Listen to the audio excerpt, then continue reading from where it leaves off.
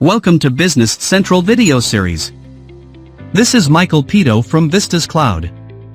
Assembly orders are internal orders which connect to the sales requirements with warehouse activities which differ from other order types as they involve both output and consumption when posting.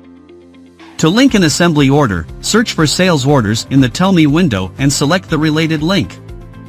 Select New Action. Enter sales order basic details. Enter the item number, for instance, the assembly BOM item. Enter quantity and quantity to assemble to order. An assembly order has been generated. You cannot post an assembly order as it is linked to the sales order. To update and post assembly order, it should be done in the sales order. Select Release Action. Select Actions, Warehouse, and create inventory put-away or pick actions.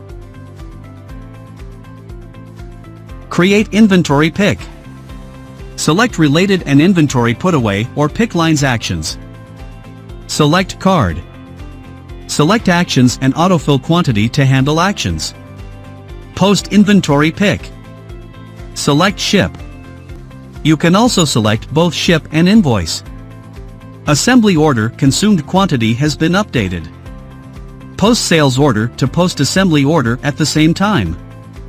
The assembly order has been posted.